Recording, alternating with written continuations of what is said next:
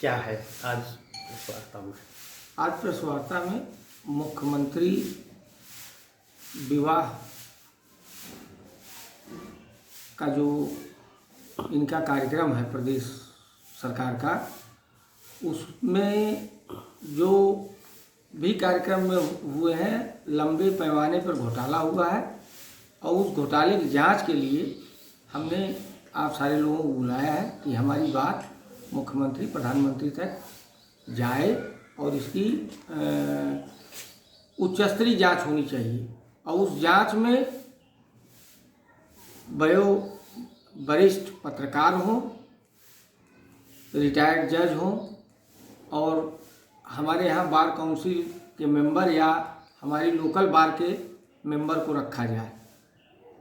क्योंकि मुख्यमंत्री आए थे तो उन्होंने कहा कि 1001 जोड़ों का यहाँ व्यवस्था थी और लगभग 700-750 के लगभग लोग थे और सूची मांगी जा रही है जिला प्रशासन से, तो उसकी सूची भी उपलब्ध नहीं करा पा रहे हैं। ऐसी स्थिति में एक तरह से माना जाए तो बहुत बड़ा भ्रष्टाचार इसके माध्यम से हो रहा है, जिसके लिए जिला प्रशासन दोषी है और पार्टी के जो वरिष्ठ नेता हैं, मंत्री हों या विधायक हैं, एमपीज़ हैं, एमएलए हैं, इनकी भी जिम्मेदारी है। और इन लोगों को ये मालूम नहीं है कि कौन कौन से जोड़े कहाँ कहाँ से आए। सारी व्यवस्था जिला प्रशासन ने किया था, लेखपाल, कानूगो और तहसीलदार एसडीएम के माध्यम से ये व्यवस्था बनाई गई थी। इतनी संख्या में एक साथ दर्शाने की व्यवस्था की गई थी कि हमने इतने जोड़ों की शादी कराई और उसमें व्यवस्था दिया।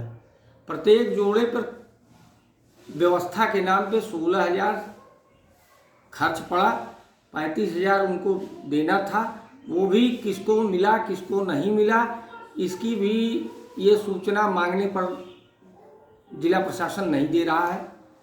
वृद्धा, विधवा और किसान पेंशन की अगर सूचना मांगी जाती है तो वो आसानी से उपलब्ध करा दी जा रही है और इसकी कहीं भी सूची उपलब्ध जिला प्रशासन द्वारा नहीं कराया जा रहा है।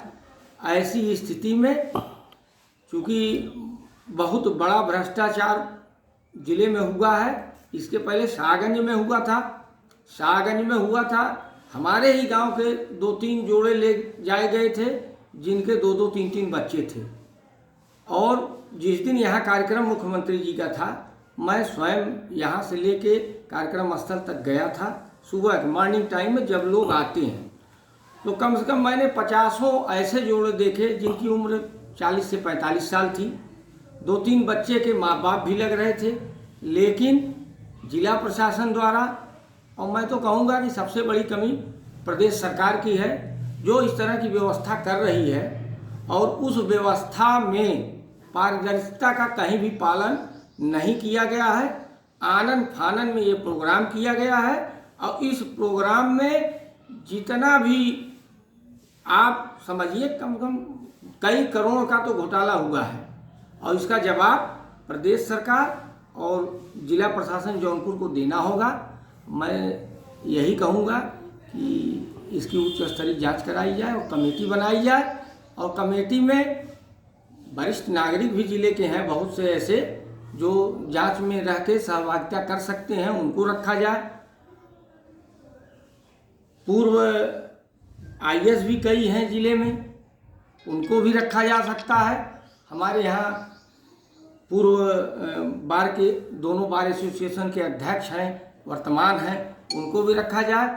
और हमारे ज़िले में पत्रकारिता में तमाम वयोवृद्ध पत्रकार हैं जो सारे लोग इस ज़िले को 70-80 साल से देख रहे हैं, यहाँ की पृष्ठभूमि जान रहे हैं, तो उन लोगों को कमेटी में रख के जाँच कराई जाए और इस घोटाले का पर्दाफाश किया जाए।